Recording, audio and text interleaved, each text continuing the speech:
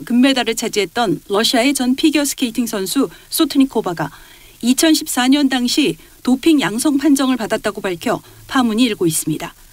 소트니코바는 러시아의 한 유튜브 채널에 출연해 2014년 도핑 검사에서 양성이 나왔다며 그 때문에 두 번째 테스트를 받아야 했고 다행히 문제가 발견되지 않아 징계는 받지 않았다고 밝혔습니다.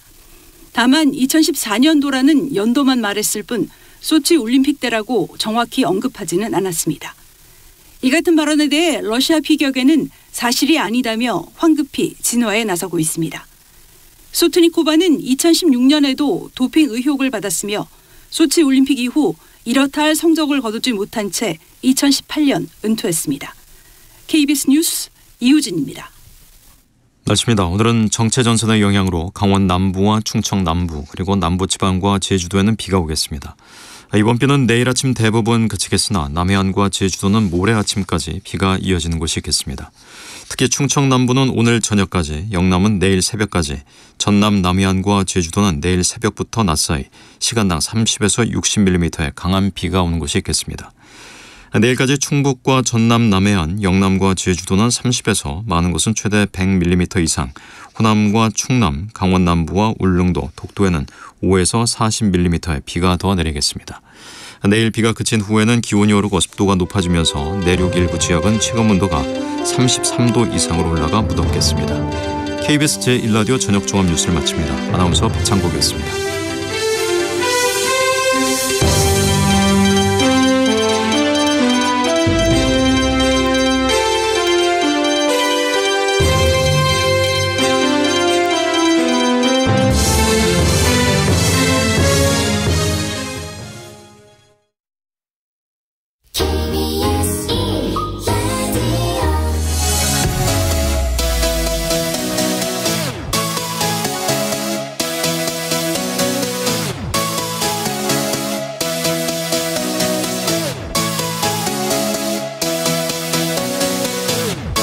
KBS 열린 토론.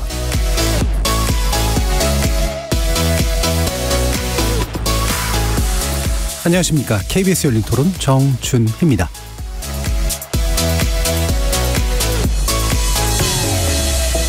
이번 주 금요일 KBS 열린 토론은 지적 호기심에 목마른 사람들을 위한 전방위 토크, 줄여서 지목전 토크로 여러분을 만납니다. 지난달 27일 프랑스 파리 외곽에서 경찰이 쏜 총에 맞아 알제리계 소년이 사망한 사건이 있었는데요. 경찰의 과잉 대응에 분노한 시민들이 거리로 나오기 시작했습니다.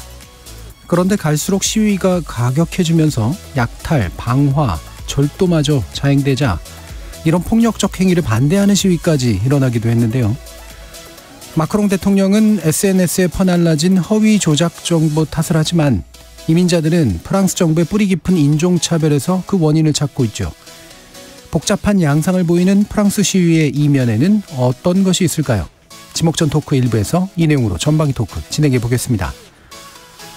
2부에서는 카페를 점령하고 공부에 열중하는 손님들, 이른바 카공족에 대한 얘기를 해볼까 하는데요. 어느 순간 이 카공족들이 민폐 고객으로 낙인 찍히며 논란이 되고 있죠. 청년들에게 카페란 공간이 가진 의미, 그리고 카공족을 보는 여러 시선, 그것에 대해서 지목전 토크 2부 이야기 나눠보도록 하겠습니다. 열린 토론 지금부터 시작합니다. 살아있습니다. 토론이 살아있습니다. 살아있는 토론, KBS 열린 토론. 토론은 라디오가 진짜입니다. 진짜 토론, KBS 열린 토론. 오늘 함께해 주시는 네 분 소개해드립니다. 나라를 걱정하는 물리학자 이종필 건국대 교수 나오셨습니다. 안녕하세요. 이종필입니다. 사람 사랑 공감의 소설가 서유미 작가 나오셨습니다. 안녕하세요. 서유미입니다. 규정을 거부한다 한국 여성 변호사의 손정희 변호사 나오셨습니다. 안녕하세요. 손정희입니다.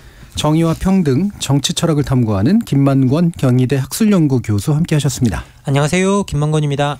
이렇게 물리학자, 소설가, 법률 전문가, 정치 철학자까지 각기 다른 전공, 개성, 지식을 가진 네 분의 출연자와 함께 만들어가는 지적 호기심에 목마른 사람들을 위한 전방위 토크. 문자로 참여하실 분은 샵 9730으로 의견 남겨주시면 됩니다. 단문은 50원, 장문은 100원에 정보 용료가 붙습니다. KBS 1라디오 모든 프로그램은 유튜브를 통해서도 함께할 수 있습니다. 지목전 토크 지금 시작하겠습니다. 자, 제작진이 이제 저희에게 던진 주제는 이제 프랑스 시위인데요. 프랑스가 또 시위를 하도 많이 하니까 도대체 무슨 시위냐라고 궁금해하실 분들도 있을 텐데, 아까 말씀드렸던 것처럼 이제 이민자 자녀죠. 예.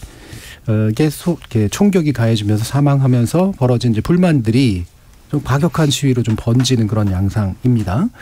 물론 이제 그 시위가 바로 폭력이나 약탈로 변질되었느냐라고 얘기하기엔 좀 어려운 부분도 좀 있어서요. 뭐 구별해서 바라볼 필요는 있겠습니다만 전반적으로 어떤 생각을 하시는지 한번 얘기를 들어볼까요? 이종필 교수님.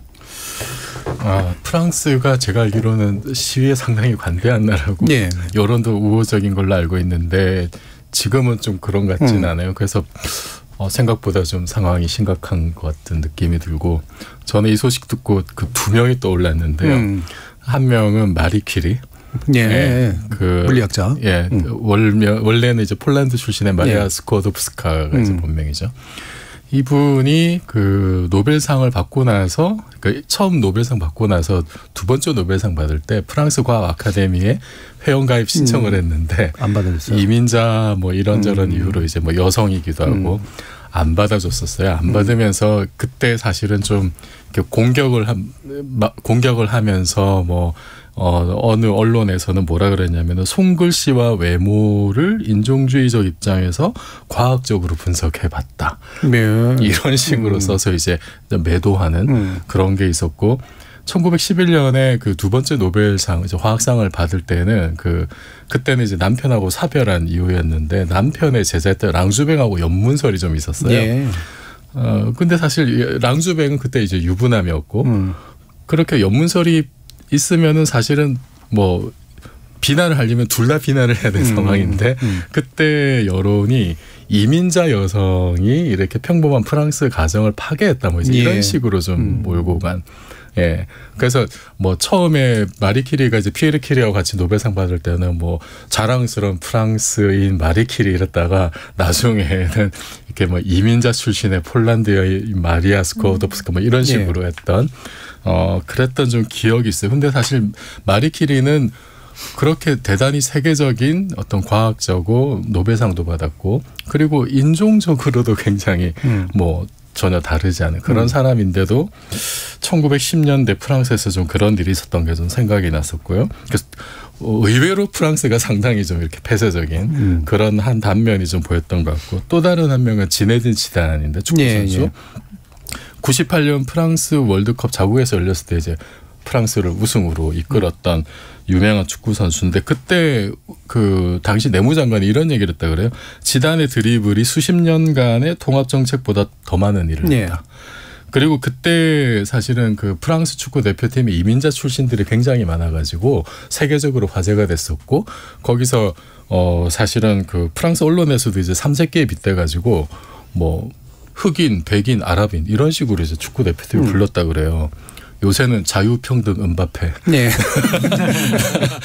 그런다고 하는데, 그 이후에도 보면은 그 축구 대표팀의 이민자 출신이 압도적인 다수를 찾았던 경우도 많고, 그래서 사실은 전 세계적인 호평을 받았고 프랑스가 굉장히 인종화합을 잘하는 나라다라고 그렇게 생각을 했는데, 4년 뒤 2002년 우리나라 월드컵 열렸을 때 그때 프랑스 대선에서 그 장마리 르펜이라는 극우 정당의 당수가 이제 대선 1차 통과하면서 굉장히 좀 센세이션을 불러일으켰는데, 이 사람이 그때 뭐라 그랬냐면은 프랑스 국가대표팀을 보고 인종의 쓰레기장이라는 얘기를 했었어요. 상당히 좀 충격적인 발언. 그래서 거기에 맞서서 지단이나 다른 이제 이민자 출신 축구 선수 대표 선수들이 프랑스의 전통적인 톨레랑스를 회복해야 된다 이런 얘기를 해서 결국 뭐 당선은 안 됐습니다만, 그걸로 사실 그렇게 지나간 게 아니라 그 딸이 이제 마린 르펜이 2017년하고 2022년에 대선에 출마하면서 또 굉장히 뭐 득표율이 보니까 2017년 34%, 22년에 42% 가까이 얻으면서 상당히 이제 지지를 많이 얻었는데, 이분들 마리 르펜의 어떤 그 정치적인 성향 이런 게 반유대주의, 특히 이제 이민자와 무슬림에 대한 어떤 적대적인 어떤 정책, 뭐 이민자에게 세금을 써서는 안 된다 이런 식으로만 얘기를 하고, 새 당수인 그 조르당 바르델라 이 사람은 프랑스가 세계 호텔이 되면 안 된다. 이거 이제 네. 공공연하게 얘기를 하고 있더라고요.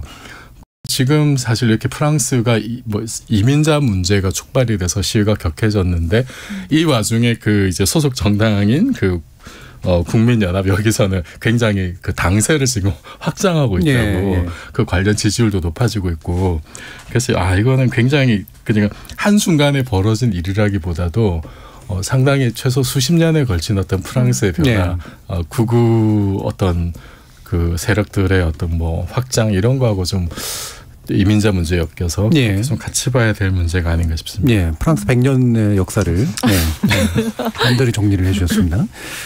그 지지율 얘기가 나왔습니다만 프랑스 중앙선거관리위원회 여론조사를 참조하실 필요는 없을 것 같고요. 예, 우리나라 문제는 아니니까. 자, 서 작가님 얘기 한번 들어볼까요? 네.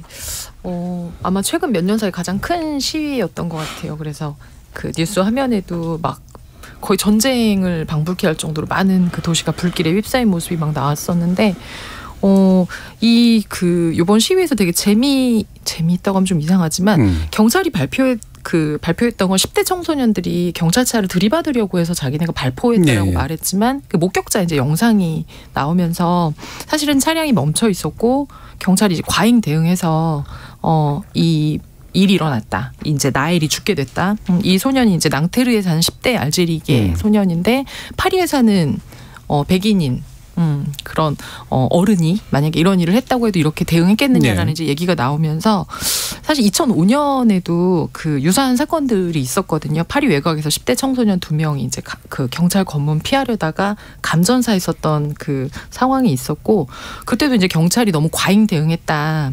이거는 인종차별이다라고 반발해서 그때 3주 정도 프랑스 전역에서 이제 그 막 시위가 일어났는데 그때도 아프리카계 이민자 출신 10대 청소년들이 엄청 많이 그 시위에 참여를 했었어요. 그러면서 지금 이 문제가 이번 시위는 이 영상 때문에 발발되고 또 사실은 이제 그게 더 확산되는데도 또 영상이 많은 역할을 하고 SNS나 이런 것들이 그래서 그 전에 경찰의 총에 죽은 수많은 다른 또 희생자들 이 사람들은 영상이 없었고 나엘은 영상이 있기 때문에 이것이 이제 우리에게 밝혀진 것이다. 그래서 더 많이, 그러니까 정말 아까 교수님 말씀하셨지만 쌓여있던 이민자들의 분노 그리고 또 어린 친구들이 가졌던, 그러니까 예전에 그 이민자들도 그렇고 젊은 친구들은 부모 세대는 참았지만 우린 참지 않는다. 우리는 이야기한다라고 하면서 이 시위는 이제 약간 소강 상태지만 갈등은 사실 되게 여러 방향으로 좀 번져나가고 있는 상황인 것 같아요. 예. 그런 면에서 이제 예전에 LA 폭동하고 좀 유사한 양상이긴 하죠. 로드니 킹 사건 같은. 자, 그럼 손정인 변호사님. 이번 사안은 결과적으로 이제 원인을 좀 따져보면 첫 번째는 인종차별 문제가 누적되어 있는 게 있는 것 같고 그 차별감에 따른 분노를 폭발하는데 10대들이 많이 나와서 사실 좀 안전이 걱정되는 측면이 좀 있고요. 두 번째는 결국은 경찰의 공권력 남용이 생각이 나는데 우리나라 같으면 상상도 할 수 없는 그죠? 경찰의 어떤 특별히 범죄자로 지목된 상황도 아니고 흉기나 위험한 도구가 있었던 상황도 아닌데다가 그냥 불신검문에서 응하지 않았다고 총을 쏴서 죽일 수 있는 경우는 우리나라로서는 굉장히 상정하기 어려운데 그런 점들이 굉장히 오랫동안 경찰권이 남용되면서 이런 과정에서 사망했던 사건들이 꽤 많았는데 여전히 그런 부분들이 반복되는 점이 사실 놀랍고요. 대부분은 경찰관들이 이런 어떤 비위를 한다고 하더라도 또 살인죄로 처벌되거나 그러지 않는 것도 사실 우리 법 체계하고는 좀 놀라운 점이 있습니다. 우리 과거에 열린 토론에서 한번 토론했었는데 그때도 프랑스는 판사들이 나와서 시위를 했대 해서 제가 놀랬던 기억이 있었던 것 같아요.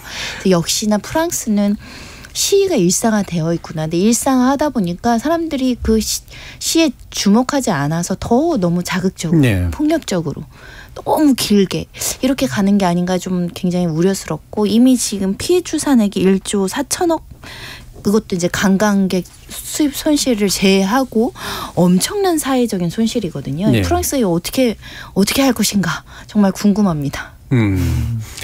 열린 토린이라고 하셔서 갑자기 되게 많이 열린 느낌이 되게 들었었는데 실제로 이제 다루기도 했었고요. 그러니까 이게 사실 되게 우려스러운 상황인 것만은 맞는 것 같아요. 아주 특이한 것만은 또 아니긴 하지만. 예. 뭐 이게 저희들이 이제 기본적으로 이제 뭐 모든 시위라는 것들은 근본적으로 시위 자유 자체가 공권력과 시위대의 충돌 양상을 어느 정도는 상정하고 있는 권리고요. 그래서 이제 그 문제를 우리가 어떻게 다루어낼 것인가 부분이 어떻게 보면 민주주의에서 어떤 민주주의가 얼마나 규범적으로 변화를 일으킬 것인가라고 할 때 이제 아주 중요한 과제거든요. 그런데 이제 어쨌든 민주주의에서의 어떤 정치에서 중요한 측면 중에 하나가 제도권 정치가 있다고 했을 때 그 제도권 정치가 바꾸지 못한다고 한다면 평범한 사람들이 어떤 시위나 이런 것들을 통해서 어떤 그 정치적 변화를 뭐 만들 수 있는 어떤 그런 권리를 가지고 있고요. 그리고 일부 학자들에 따라서는 그것이야말로 진짜 민주적 모먼트다, 민주적 순간이다라고 이제 그렇게 이야기를 하고 있고요. 그리고 이제 잠시 잠자고 있던 주권자들이 깨어나는 순간이다라고 이제 표현하는 경우들도 있습니다. 그런데 그 깨어난 주권자들이 얼마나 규범 있게 행동할 수 있는가가 이제 과제가 되고 거기에서 이제 자꾸 우리가 시민 불복종이나 이런 것들을 할 때 기본적으로 비폭력이라고 하는 이제 그 전제를 하나 넣게 되는 거죠.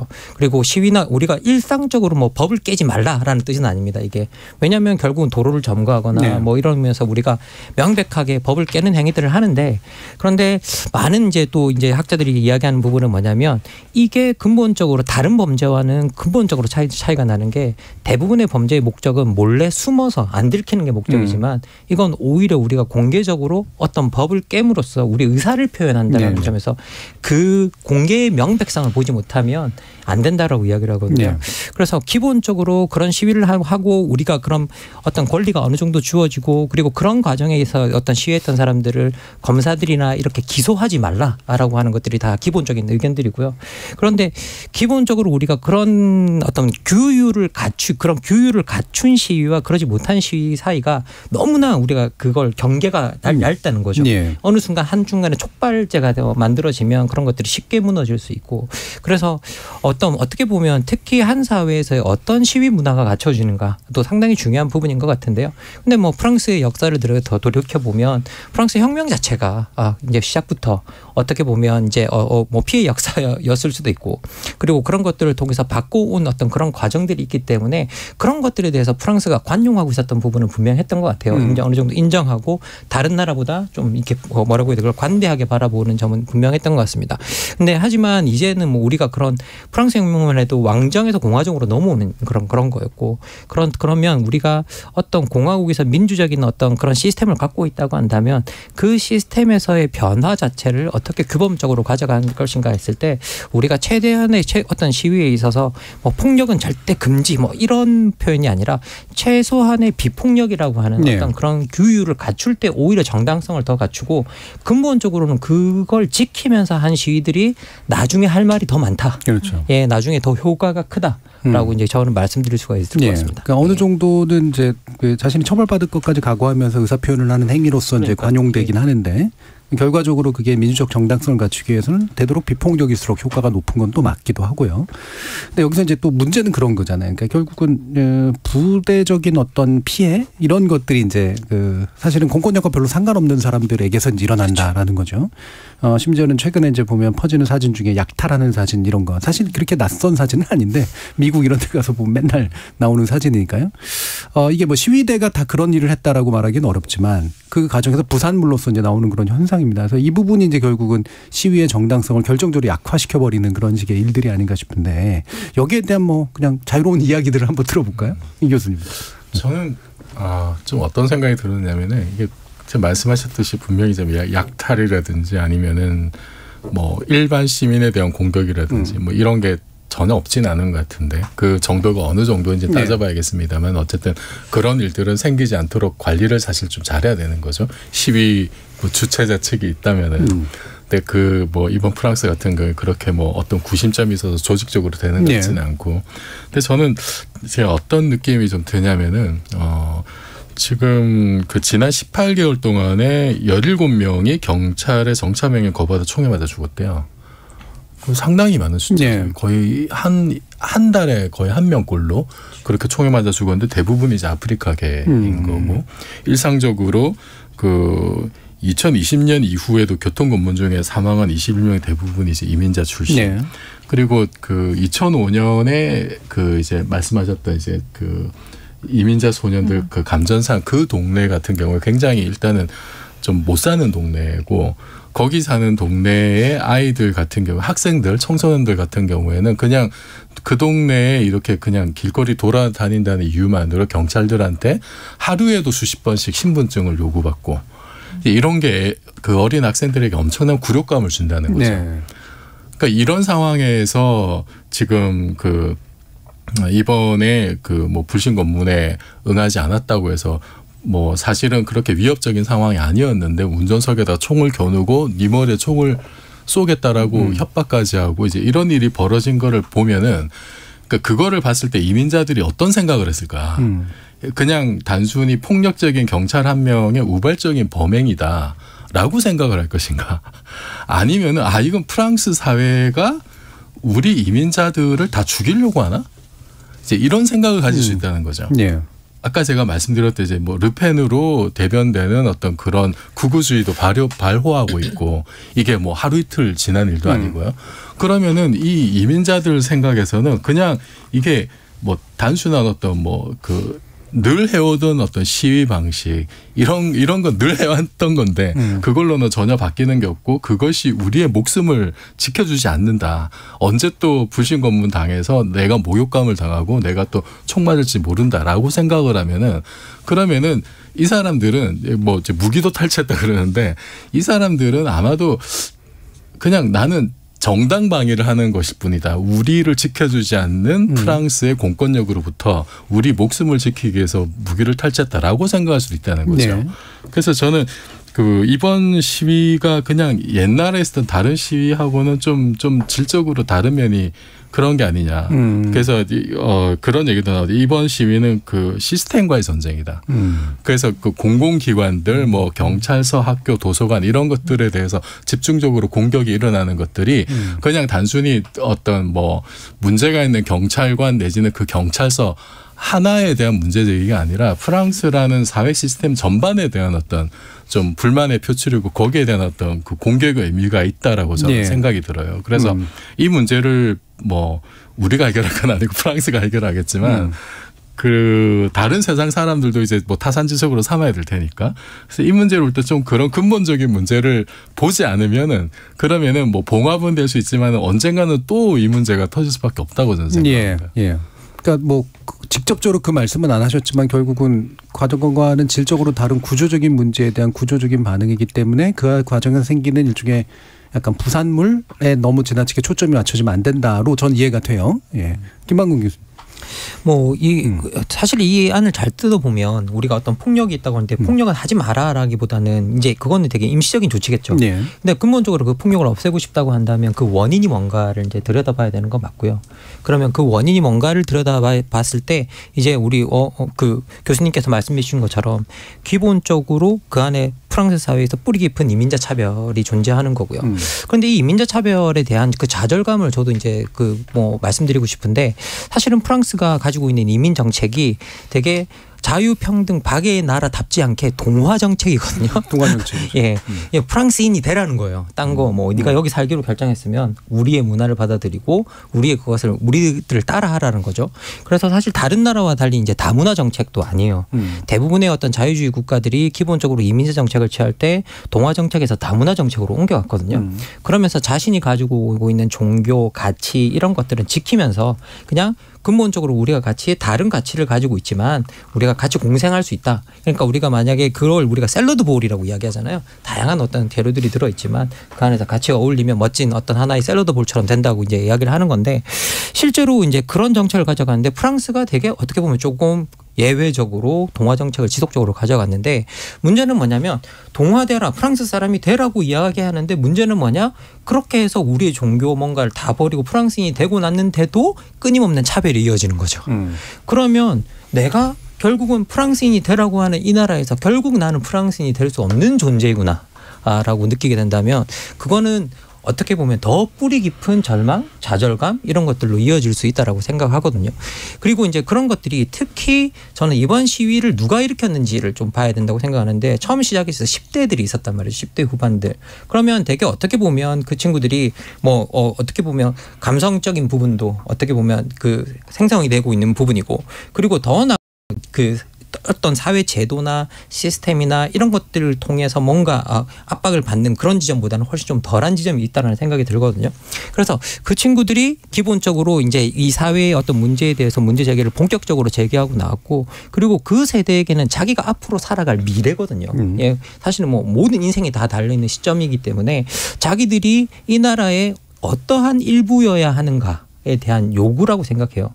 그러면 정말 이 나라가 우리가 일부가 되라고 말했으면 우리가 일부가 될 수 있도록 만들어 달라라는 어떤 그 요구가 이런 방식으로 이번에 표출이 된 게 아닌가라는 생각이 듭니다. 예. 예. 기본적으로 비슷한 결이긴 하세요. 특히 이제 프랑스는 단순한 이민이 아니라 이제 식민지 그렇죠. 유산이라고 말하기 그렇죠. 부담, 짐 이런 것들은 이제 안고 있었죠. 자신들의 이제 잘못 과오에 의해서 또 나타난 문제기도 하니까. 손 변호사님도 말씀해 주시죠. 네, 일단은 프랑스가 이제 대혁명이라든가 이런 것들을 겪으면서 이제 어떤 혁명의 정신, 시위의 정신, 권리의 정신, 뭐 다양성 소수자에 대한 보호 이런 목소리는 굉장히 높게 내오고 그 부분과 관련해서도 계속적으로 시위가 있어 오긴 했거든요. 근데 아까 말씀드린 것처럼 이 약탈 문제 있잖아요. 사실은 원인인 가해나 어떤 문제적 소지를 공격하는 게 아니라 오히려 결과는 훨씬 더 취약한 사람들이 피해를 입거나 예. 지금 약탈 입은 데가 한 1,000곳에 이른다고 하거든요. 그리고 이 대규모의 시위도 발생 장소가 아까 말씀하셨던 그 이민자들이 많이 사는 동네. 네. 그러니까 피해는 거기서 발생을 한 거예요. 우리의 목소리를 주장하고자 시위를 했지만 결국적으로 피해를 받는 사람들은 이민자들이 많이 사는 곳에서 이제 다치거나 재산권을 빼앗기거나 이런 문제들이 생겼고 한국인도 관광버스인가 거기 또 약탈당하고 해서 보도들도 나왔는데 결론적으로는 이 폭력적인 시위를 누군가는 멈춰야 되고 이거 멈출 수 있는 명분과 어떤 계기가 주어져야 되는데 그러지 못하는 점이 프랑스가 뼈아프게 한번 고민을 할 지점이라고 보이고요. 오히려 이런 문제 때문에 소수자들이 더 차별받게 되고 인종주의적인 그 차별의식을 갖고 있는 사람들이 차별이 더 강화되는 효과가 좀 나타나고 있거든요. 특히 이제 극우주의자들이라고 보통 얘기를 하는데 역시 차별하길 잘했어 이렇게 폭력을 쓰니까 우리가 더 강하게 해야 돼 뭐 이런 식으로 역효과가 나서 사실은 시의 본질적인 목적보다는 이걸 변질해서 오히려 자신들의 정치적인 세력이나 어떤 정책을 강화하려는 악영향이 발생하고 있다는 점이 좀 우려스러운 면이 굉장히 많고요.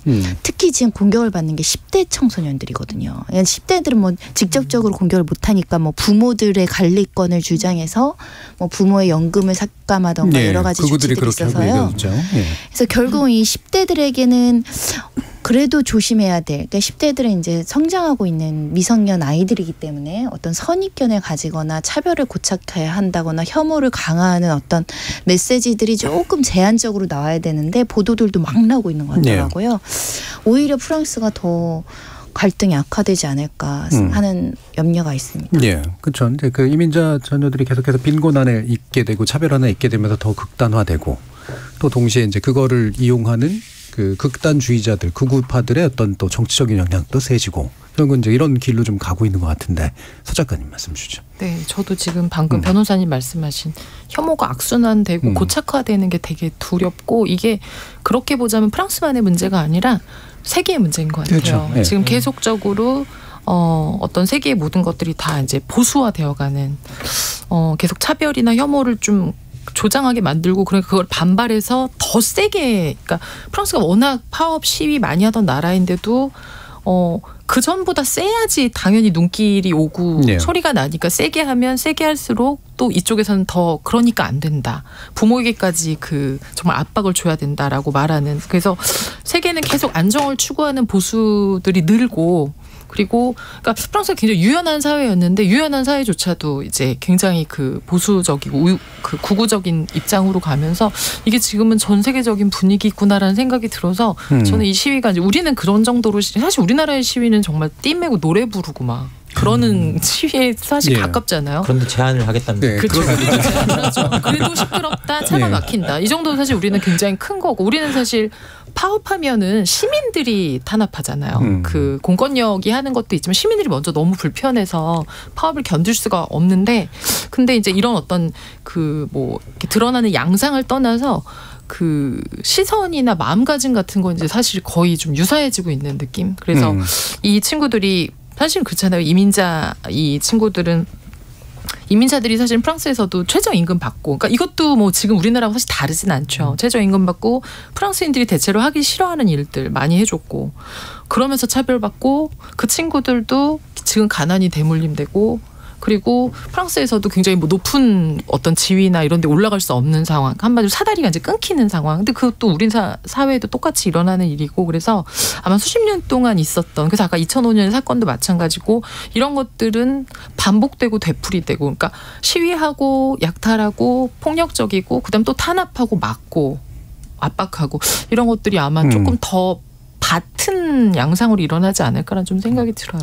예. 근데 제 생각에는 그런 게 또 있어요. 프랑스가 어쨌든 1789년에 이렇게 세상을 엎어버렸잖아요. 그리고 왕의 목을 그냥 날려버리고, 그렇게 사실은 뭐 절대 왕제 무너뜨리고 뭐 공화제를 처음 이제 도입을 하고, 말하자면은 그게 어떻게 보면 프랑스가 근대 국가로 나아가는 어떤 성공 방정식이었다고도 볼 수가 있고, 그리고 그것이 뭐 100년 넘게 뭐 200년 이렇게 이어져 오다 보면은 사실 우리가 보기에 와 너무 쟤네는 과격해.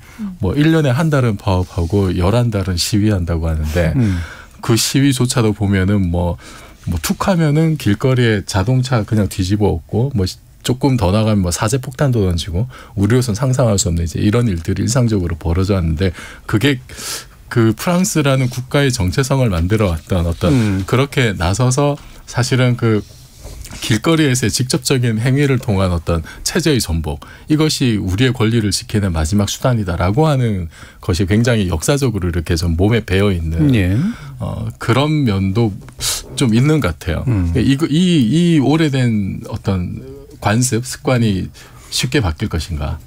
근데 거기에 비해서 이제 한국 같은 경우에는 뭐 이제 80년 광주도 있었습니다만, 뭐 87년 항쟁도 있었고, 80년대, 90년대 우리 시위가 보면은 프랑스만큼 과격하진 않았지만, 그때도 뭐 나름 이제 폭력 시위라고 하는 것들이 있었죠. 뭐 화염병 던지고, 뭐 쇠파이프도 있고, 뭐 경찰도 만만치 않았습니다만, 그런데 결국은 우리가 깨달은 것은 이렇게 물리적인 어떤 대립으로는 해결이 안 된다. 네. 그 우리 오래된 역사를 보면은 직접 뭐 왕의 목을 친 역사도 사실 없고, 그리고 뭐 역사청산 사실 그렇게 제대로 한 적도 없고, 그렇게 물리적인 충돌로는 안 되고 어떻게 해서든지 옆에 있는 사람들의 마음을 얻는 방식으로 가야 된다라고 하는 거를 우리 스스로 그냥 현장에서 깨달은 것 같아요. 네. 그 결과가 2016년의 촛불혁명이었던 것 같고, 그래서 우리의 어떤 그런 경험들이 우리가 보기에는 쟤네 왜 저래, 사실 왜 저렇게 폭력적으로 할까, 우리처럼 평화 시위하고 촛불 시위하면 좋을 텐데,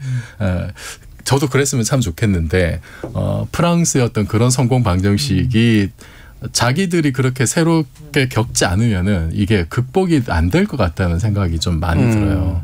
많이 들고, 네. 그리고 사실은 이제 지금 이렇게 극우 세력들이 이렇게 또 늘어나고, 이민자에 대한 어떤 그 차별, 이런 것이 확산이 된 게 대략 그냥 제 기억으로 봤을 때는 21세기가 시작될 무렵에 전 세계적으로 이제 극우라고 하는 세력들이 이렇게 많이 발화한 것 같아요. 미국에 네오콘이 등장하고, 그 결정적인 계기가 됐던 게 9.11 테러였던 것 같고, 그것 때문에 사실은 그 이슬람, 무슬림과 아랍에 대한 어떤 전 세계적인 혐오와 적대감이 이제 확산이 된 계기가 됐었고, 미국에서 사건이 있었지만은 유럽 내부에도 그 충격이 굉장히 많이 갔었잖아요. 네. 그래서 2002년에 그렇게 르펜이 엄청난 사실 그 센세이션을 불러일으켰던 것 같고, 사실 한국에서도 뉴라이트가 이제 21세기에 등장을 했었고, 일본에서도 아베가 2000년대 초반에 이제 집권을 하고, 좀 그런 흐름들이 아직까지 이렇게 좀 이렇게 이어지면서, 지금은 뭐 팬데믹 겪어가면서 이렇게 서로 또 이렇게 세계화라는 어떤 그 질서가 지금은 완전히 다 무너지고 있는 상황이잖아요.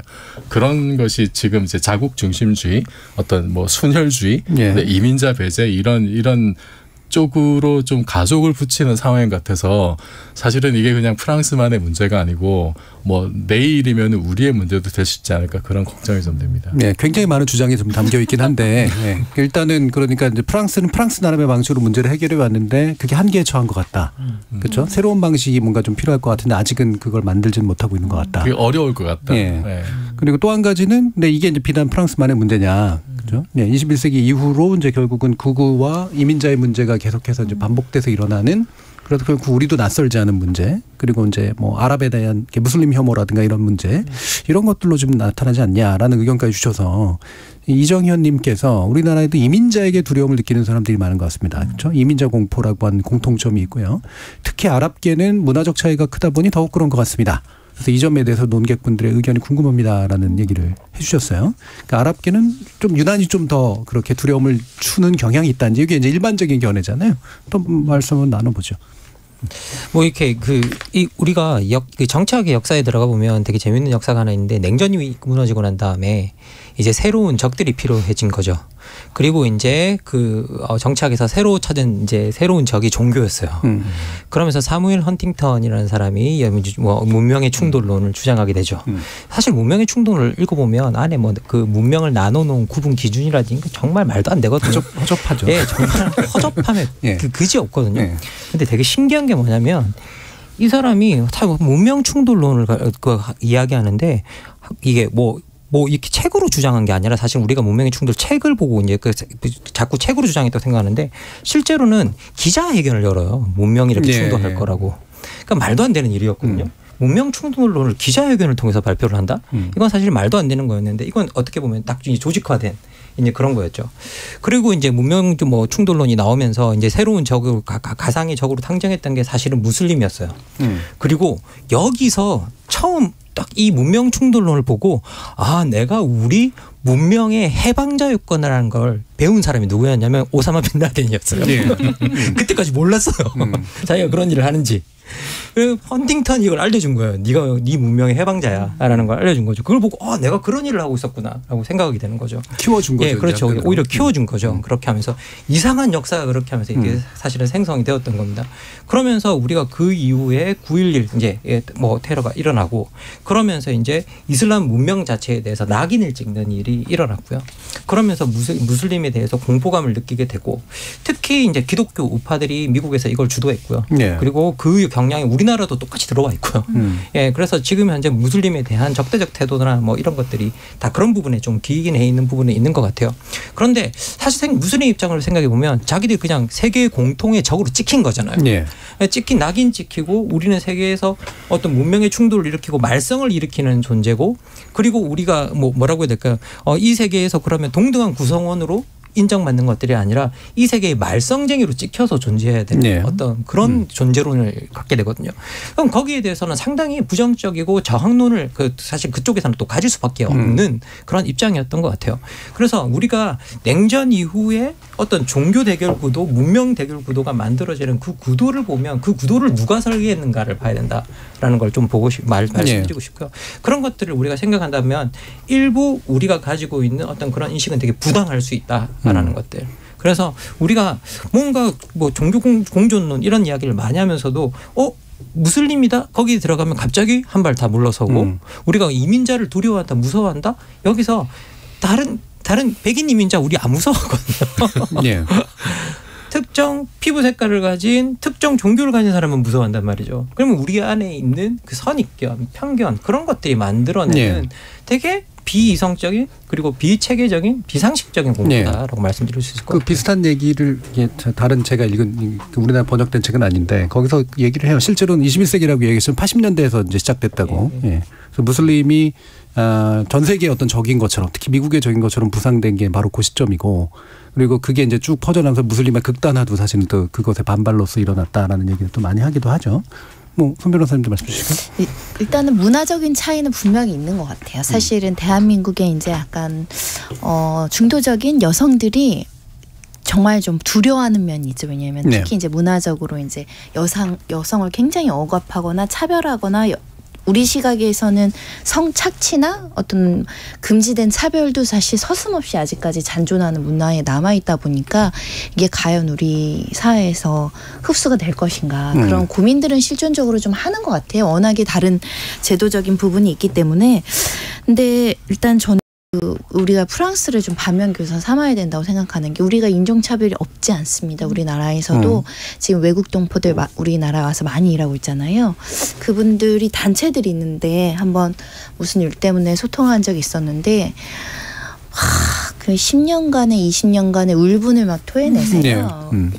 우리는 차별하지 않았다고 생각하고 오히려 또 피해를 입었다라고 생각하는 대한민국 국민들이 요즘 댓글을 많이 쓰시는 분들이 있는데 굉장히 차별과 혐오를 많이 당해와서 이게 누적되면 사실 언제는 분노하거든요.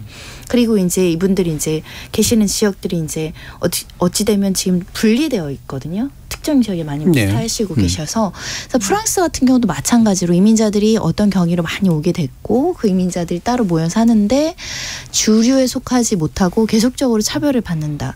그럼 사실 대한민국도 그런 문제에 있어서 자유롭지 못하고 우리의 시위 문화는 정말 세계적으로 극찬을 받는 촛불 집회 이런 거잖아요. 비폭력 집회. 근데 이것도 어느 순간 변질될 우려도 생각 안 해볼 수는 없어서 그러니까 문화의 차이도 존재하고 이민자로서 좀 다른 부분이 좀 생경하고 무섭고 두렵긴 한데 이거는 사실은 제도를 개선하고 어떤 정책적으로 해결할 문제이지 이걸 계속 차별하고 받으면 안 돼. 뭐 이런 식으로는 접근해서는 굉장히 곤란하지 않을까 생각이 들고요. 사람들이 좀 이중적인 면이 있는 것 같아요. 우리가 막 출생률 떨어지니까 이미 막 받아야 된다고 노동력 받아야 된다고 하고 또 우리 저 어려운 일들 다 우리 외국 동포들이 지금 하고 있는데 또 어떤 면에서는 우리 예산 쓴다고 또 엄청 싫어하고 선거권 준다고 엄청 싫어하고 굉장히 이중적이다. 좋은 것만 다 취할 수는 없거든요. 다수의 입장에서 보면 소수는 그냥 착하게만 남아있으면 제일 좋죠. 근데 다수를 잡아먹을 것 같은데 두려움이 생기는 거고. 서 작가님 말씀도 들어보죠. 네. 정말 이런 흐름을 끊을 수 있을까요? 우리가 그런 생각이 좀 드는데 정말 이주 노동자들이 주는 노동은 받고 싶고 근데 공존하고 싶지 않은 마음도 있고 근데 괴담 같은 것들도 사실 상당히 많이 퍼지잖아요. 예전에도 보면 뭐 아이 봐주는 사람이 아이를 데려간다느니 뭐 그 나라 사람들 소수민족 뭐 인육을 먹는다느니 뭐 이런 것들도 있었고 뭐 그 사람들 집 세주면 더럽게 쓴다느니 아까 말한 것처럼 백인 이주민에 대해서는 우리 이렇게 막 말들을 키우시고 사람들이 어머 우리 동네에 이렇게 많이 산다 이런 얘기를 하니까 집값이 정말 어떤 그 이민자들이 사느냐에 따라 정말 천차만별 달라지고 그 동네에 사람들이 안 가려고 하고 그러니까 어떻게 보면 뭐 무슨 우리도 외국에서 우리나라 사람들이 사는 코리안타운 이래서 생성이 됐겠지만 그래서 저는 이렇게 자꾸 그 구획이 되고 나뉘고 하는 것들을 우리가 어떻게 바꾸고 깰 수 있을까? 진짜 그 제도적인 정책들이 하는 일이 있고 그리고 또 어떤 문화나 인식들이 할 수 있는 일들이 있을 것 같아요. 그래서 그런 고민을 하지 않으면 이 급격한 그 양극화 그렇지 않아도 우리끼리도 양극화가 워낙 심하고 양극화와 이 혐오와 이 분리 안에서 그러니까 사람들이 조금만 미끄러지면 나는 저렇게 된다. 나락에 떨어진다는 공포 때문에 사실은 더 많이 누군가 오는 걸 두려워하고 성을 쌓고 그래서 이 순환을 좀 없앨 수는 없죠. 인간은 엄청나게 이중적이고 이걸 또 원하기 때문에 예전에 제가 아는 지인이 그 얘기를 하더라고요. 자기가 뉴스를 보면서 뭐 어떤 아파트와 어떤 아파트 사이에 이렇게 뭐 벽을 세운다고 그랬을 때 야 정말 너무한다 인간이. 자기가 어른이 돼서 예를 들면 그 좋은 아파트 안에 들어가고 나니까 벽을 세우고 싶더라. 그렇죠. 밖에서 들어와서 이용하는 거 싫어하지. 인간이 그런 거거든요. 내가 우리끼리만 살고 싶더라. 이런 얘기를 하는데 인간이에요. 그게 너무 당연한데 우리가 너무 당연한 흐름에 맞추어서 그냥 흘러가면 안 될 것 같다는 생각은 들어요. 알겠습니다. 자, 일부 뭐 쉽지는 않은 논의였었습니다만 하지 않으면 안 되는 그런 논의였죠. 결국에 우리가 맞이하게 될 현실인 셈이고요. 프랑스가 겪고 있는 현실을 동일한 방식으로 맞이하지는 않는 어떤 새로운 지혜를 찾아야 될 때인 것 같습니다. 자, 1부 순서는 이 정도로 마치고요. 이어지는 2부에서 가공적 관련 이야기 나눠보도록 하겠습니다. 여러분은 지금 KBS 열린 토론과 함께하고 계십니다. 토론은 치열해도 판단은 냉정하게 복잡한 세상을 바꾸는 첫걸음은 의외로 단순할지도 모릅니다. 평일 저녁 7시 20분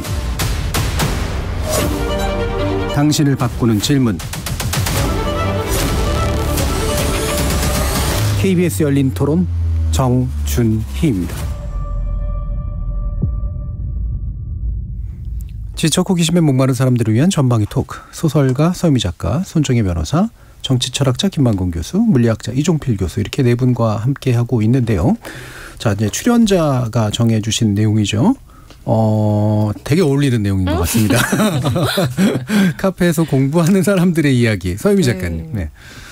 네, 맞아요. 저도 한때는 공부는 아니고 이제 일하는 사람이니까 그런 사람도 카피스라고 하더라고요. 카공은 카페에서 공부하는 사람이고. 네. 근데 최근에 이제 자영업자 커뮤니티에 카페 운영하시는 분이 너무하다라는 내용과 함께 이제 그 사진을 올렸던 게 되게 화제가 된 적이 있었어요. 그래서 카페에서 공부하는 학생들이 밤부터 아침까지 있으면서 다른 매장 음료도 갖다 먹고 다른 외부 음식도 반입해서 먹고 그리고 의자에 누워서 자고 밖에 나갔다가 1시간씩 막 자리 비우고 쓰레기도 치우지 않고 가고 뭐 이런 것들. 그랬더니 또 그 다음에 프린터 가지고 오신 분. 그분들은 너무 대단해요. 정말 너무 대단한데 네, 카페 프린터 갖고 와서 자기가 그거는 쓰면 안 된다라고 말했던 것들 이제 사진이 올라오면서 카공 쪽에 대한 이제 논란이 이제 일었었죠. 그러면서 되게 이제 막 이건 사실 분분하진 않았던 것 같아요. 대부분 굉장히 카공 쪽을 이제 막 욕하는 그런 의견이 굉장히 많았었는데요. 그런데 카페도 사실 굉장히 많기도 하고 점점 카페에서 일하는 분들은 늘어나는 추세거든요. 그래서 이거를 그냥 단순히 카페에서 그냥 하지 말자라고 해서 단순히 뭐 사라질 문제는 아닌 것 같고 왜 이렇게 그러면 젊은 친구들은 카페에 와서 공부도 하고 일도 할까? 이게 예전에 없던 문화거든요. 그리고 또 어떻게 하면 또 카페 운영하시는 분들은 마음 상하지 않으면서 또 일하는 사람들은 또 동네에 뭐 좋은 카페가 생기면 가서 또 작업을 하면서 좀 서로 배려해서 좀 공생할 수 있는 방법이 좀 없을까 같이 얘기를 좀 해보고 싶었어요. 그러니까 이게 한편으로는 하나의 쟁점은 결국은 내가 내 돈 주고 카페를 이용하는 건데 내가 마음대로 하면 되는 거 아니냐라고 하는 선이 어디까지냐라는 문제. 맞아요. 두 번째로 왜 이렇게 카페에서 공부를 많이 하게 됐느냐 사실 이 부분도 있는 것 같고요. 김만곤 교수님 말씀 주시죠. 뭐 이렇게 저 같은 경우는 이렇게 그 우리나라의 카공족이 2000년대 초반부터 이제 생기기 시작했다라고 이야기를 많이 하시는데 전 그때 이제 또 우리나라에 없었기 때문에 그렇게 어떻게 만들어졌는지 사실 분위기는 잘 모르겠고요. 스타벅스의 출연과 함께 시작됐다고 할 수 있죠. 그런데 뭐 저도 기본적으로는 약간 백색 소음이 있어야 뭘 작업도 하고 뭐 이런 거에 좀 있어서 집에 들어가도 그냥 무조건 TV부터 켜는 그 소음 때문에 약간 그런 것들이 TV 소음은 백색이 아닌데 청천형색인데. 죄송합니다. 칼라 TV라는. 대단하신데요. 근데 어쨌든 뭐 이렇게 소음이 뭐가 있어야 뭘 하는 편이라 카페 가서 뭘 하는 걸 좀 선호했던 적이 있었는데 최근에는 솔직히 말하면 카페가 너무 조용해요. 들어가면 공부하는 사람들이 너무 많을 때가 있어요. 그래서 오히려 거기서 뭘 못 하겠어요. 너무 조용해서. 그리고 한 번은 진짜 어떤 일이 있었냐면 저희 일 때문에 만나가지고 좀 대화를 하려고 카페에 들어갔는데 그때가 이제 대학가 앞에 카페였는데 시험 기간인 거예요. 마치. 시끄러움 눈치 주죠. 근데 진짜 카페 안이 쥐죽은 듯이 조용하고 모든 학생들은 다 공부하고 거기서 저희들이 앉아서 이야기하려니까 눈치가 너무 보여가지고 빈자리 겨우 하나 찾았다가 진짜 금방 그게 들고 나왔어요. 그러니까 원래 카페의 목적 바깥으로 이제 나가버린 느낌인 거죠. 그러니까 뭐라면 저는 그냥 최근에 그냥 카공 뭐 이런 건 저는 사실은 문제가 전혀 안 된다고 생각하는데 아니 카페에서 말한다고 눈치 주는 거. 그러니까 뭔가 전도된 느낌이죠. 그러니까 그거는 이제 좀 안 해주셨으면 좋겠다. 저는 뭐 이렇게 카공족을 욕할 이유도 없지만 그러니까 카페에서 공부하는 사람들이 또 이야기하는 사람 쳐다보면서 째려보고 막 그런 거는 또 아니었으면 좋겠다라고 좀 말씀드리고 언제나 싶고요. 이게 다수와 소수의 싸움이 되고 있다. 최욱기 교수님. 저는 사실 옛날에 고등학교 때 제가 부산에서 이제 살다 보니 부산대 앞에서 자주 놀았거든요. 거기는 80년대도 이제 대학 가니까 카페가 되게 많고. 그렇죠. 거기 그래도 번화했죠 예전에. 네. 고등학생들도 많이 갔었어요. 그래서 거기 가면은 사실 지금 이 자리를 빌어서 죄송하다는 말씀드리겠습니다만 몇 시간씩 이렇게 같이 친구들이랑 놀고. 그 다방 아니었고요. 카페가 막 생기기 시작해요. 대학가에서. 그렇죠. 부산대 앞은 다방은 없고 커피 전문점 이런 게 생겼죠. 커피 전문점. 제가 자주 갔던 커피 1번지 뭐지 이런 식으로 80년대 자댕 이런데. 도토루. 이제 뭐 시간이 좀 지나면은 마지못해 음료 하나를 더 시킨다라든지 뭐 이제 친구가 같이 알바하고 있으면은 거기 가서 이렇게 또 오래 같이 이렇게 있어주고. 그렇죠. 그럼 더 좋죠. 네, 그런 경험이 있었고 그리고 저는 이렇게 그 격주 금요일마다 이렇게 지목전 하러 오면은 조금 일찍 와서 여기 그 KBS 앞에 큰 카페 가가지고 이렇게 뭐 잠깐 예습을 좀 하는 게 지금 이제 루틴이 됐어요. 그럼 뭔가 마음이 편해지더라고요. 거기들 안 가시죠 일부러? 다른 데도 이렇게 뭐 일부러 좀 멀리 강연 가면 일부러 좀 일찍 가서 근처 카페 가가지고 좀 그렇게 하죠 보통. 생각도 정리하고 그냥 뭐 동네 구경도 하고 이제 저는 그게 좀 루틴인데 그 제가 보니까 2019년인가 한국외식산업연구원이라는 데가 있대. 여기서 조사한 결과가 4,100원짜리 커피 한 잔 손님의 손익분기점. 그렇죠. 그런 계산을 했죠. 1시간 42분이라고 합니다. 네, 뭐 평균을 낸 거겠죠. 그래서 아마 그 업주 사장님들도 뭐 커피 한 잔 시키고 2시간 정도는 그냥 그렇죠. 뭐 보통 그 정도가 이제 용인이 되죠. 이제 뭐 용인이 될 것 같은데 한 4시간 이상 넘어가면 그 2배가 되는 거죠. 4시간 이상 되면은 약간 좀 민폐스러울 수도 있을 것 같아요.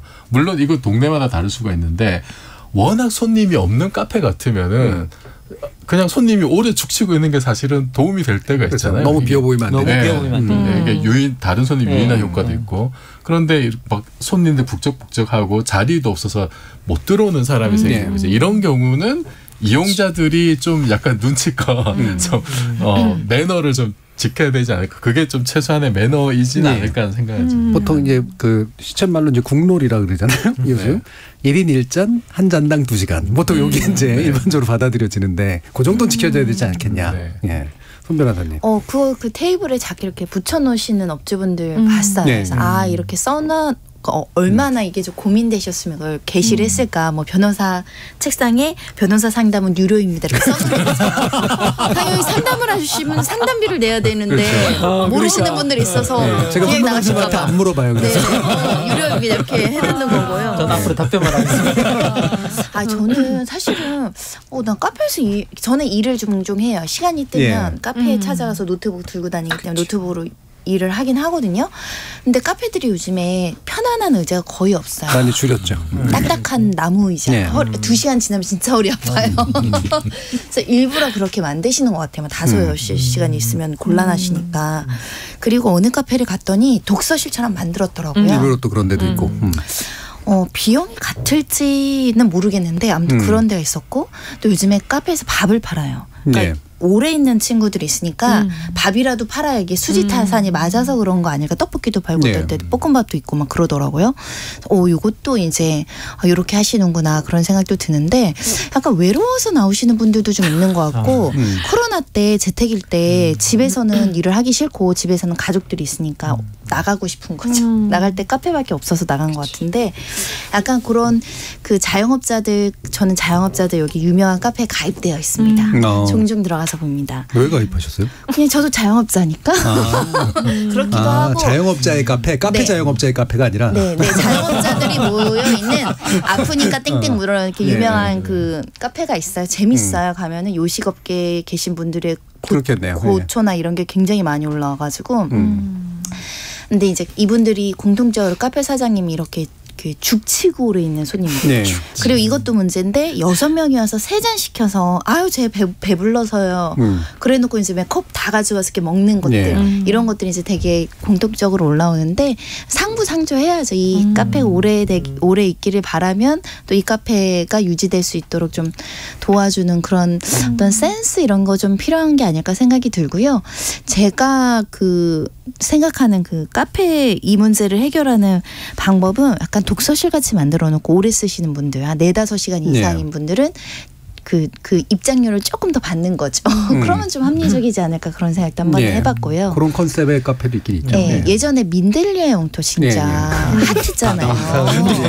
거기 가면 대학교 술을 안 먹어봤는데요. 세미나를 주로 하는. 거기서 스터디 많이 했어요. 스터디. 근데 요즘 카페에서 과외를 해도 되냐 이게 하나 이제 논란이 된 적이 있었던 글을 본 적이 있고요. 두 번째로는 유튜브 찍어도 되느냐 이거 이렇게 약간 논란이 된 적이 적이 있어가지고 이런 사람들은 딱 부스 같은 거 만들어서 한 2-3시간, 3-4시간 들어갈 때 2-3천 원이든 3-4천 원이든 더 내시면 그건 좋을 것 같은데. 네. 예, 뭔가 이렇게 요금화, 뭐 요율화 이런 쪽에 이제 관심이 주로 많으셨네요. 그러면 두 번째 문제, 이게 왜 이렇게 이용하게 된 걸까? 사실 이게 여기 지금 의견 보면 이계영님이 공부할 거면 카페도 독서실처럼 정액제로 이용하면 어떨까? 이게 이제 손변하신 의견하고 비슷하고요. 1340님은 이제 집 나오면 카페처럼 가성비 좋은 것이 없죠인데 독서실 많지 않냐? 학교 독서실은 뭐냐?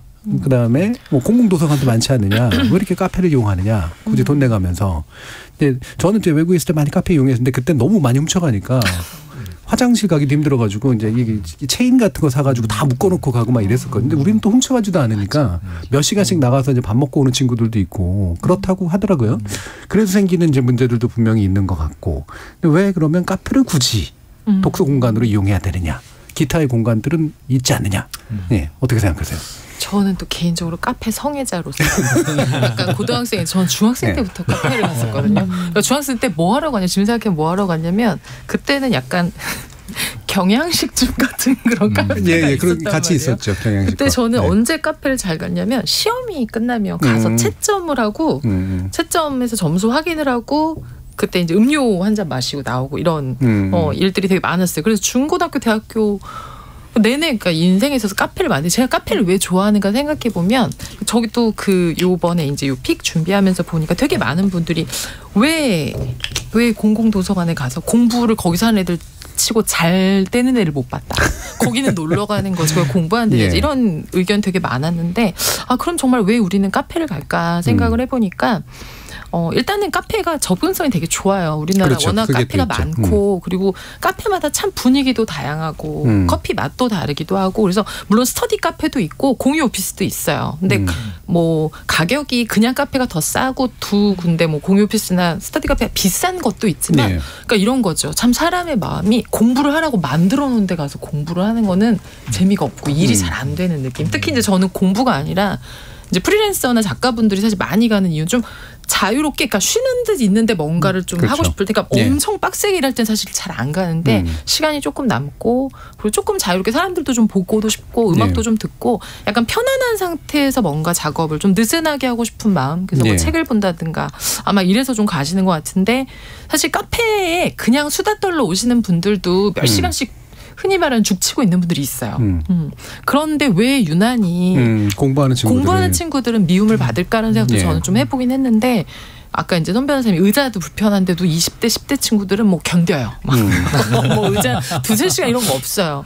근데 이제 아까 우리 김만권 박사님 얘기하셨던 것처럼 막 공부하는 친구들이 실질적으로 커피 마시면서 대화하려고 오는 손님들에게 주는 눈치. 그러니까 카페 사장님들 입장에서는 사실 카공족 자체가 너무 미운. 왜냐하면 적당히 하고 가는 친구들도 있으니까. 근데 이 카페가 순환이 좀 안 되는. 사실은 어떻게 보면 잠깐 와서 차 마시고 가는 분들이 좀 매상 올려주고 그래야 좀 오래 있는 사람이 있는데 높아지죠. 이 카페는 조용해서 가면은 나 불편해서 얘기를 못 하겠어. 이런 식으로 이제 되다 보면 사실은 조금 그래서 아마 너무 이제 무개념, 그러니까 나만 생각하는, 내가 공부하러 하는데 시끄럽다만 생각하는 손님들의 어떤 분노를 아마 많은 분들이 좀 가지고 계신 게 아닐까라는 생각이 좀 들어요. 그러니까 결국은 이제 카페만이 가지고 있는 독서실로는 대체 안 되는 뭔가 장점이 있다는 거잖아요. 접근성도 있고 좀 가기 편하니까 또 약간의 느슨함 같은 것도 적당히 있고 그리고 그런 분위기나 편의성 같은 것들이 또 공부하기에 또 좋은 약간의 일부를 주기도 하고. 그래서 유튜브에 햇살님이 주신 의견 보면 60대인데도 저는 카페 가서 책도 보는데요. 어떤 카페는 거의 독서실 같은 분위기입니다. 대신 사업장이니까 스스로 적당히 하면 좋겠더라고요. 라는 의견도 주셨습니다. 그러니까 니들은 독서시가 이렇게 해서 또 해결이 안 되는 문제라는 거죠. 아니 뭐 이렇게 살펴보면 저는 이게 뭐 독서실도 있는데 왜 거기 안 가냐 뭐 이렇게 이야기하시는 분도 많지만 기본적으로 우리나라 뭐 독서실은 모르겠지만 공부하는 공간으로서의 어떤 공공기관 뭐 공공장소로서의 뭐 도서관이나 이런 곳들이 대부분 다 외진 곳에 있어요.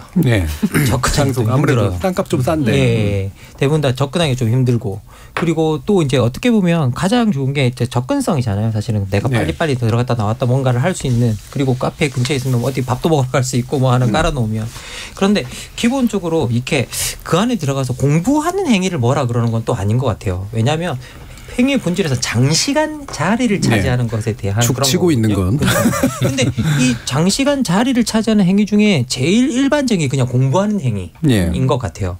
그리고 그게 또 취준생들이 되게 그걸 많이 하잖아요. 그러다 보니까 특히 또 우리나라 같은 경우는 지금 현재 대학 졸업자들의 첫 이제 정식 취직 자리를 잡을 때 그 연령이 이미 30세가 넘어가 있거든요. 그러면 20대 후반 같은 경우에는 사실은 취준생으로 카페에서 보내는 나이 그 학생들 되게 많아요. 청년들도 엄청나게 많아요. 그러니까 그 인구들이 너무 많은 거예요.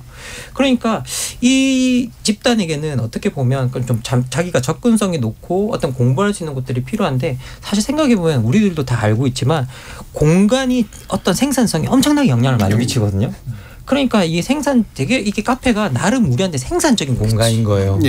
그러니까 이런 생산적인 공간의 분위기를 만들어서 어떤 공공의 장소를 좀 제공한다고 한다면 접근성을 좀 높여서 사실 이런 문제를 좀 해결할 수는 있을 것 같거든요.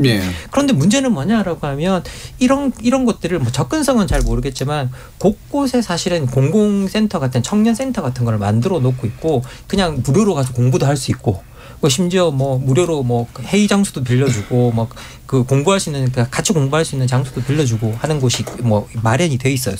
서울에도 이게 서울에서는 대표적인 게 무중력지대 뭐 이런 데가 있거든요. 근데 거기에 가보면 생각보다 이용자는 그렇게 뭐 제 경험상 많지 않은 것 같아요. 그리고 우리가 서울시가 뭐 지난번에 조사했던 결과가 있다고 하는데 그때 보니까 65% 정도의 그 청년들이 존재 자체를 몰라요. 그런 것들이 있다라는 것들. 그러면 그런 것들을 좀 공간을 만든 공간을 잘 홍보하고 좀 그것만 알려도 조금은 좀 덜할 수 있지 않을까라는 생각은 들고요. 그래서 기본적으로 어떤 공공의 장소에서 공공의 장소로서 좀 접근성이 높은데 좀 창조적으로 일할 수 있는 공간을 좀 자꾸 좀 넓혀주는 것.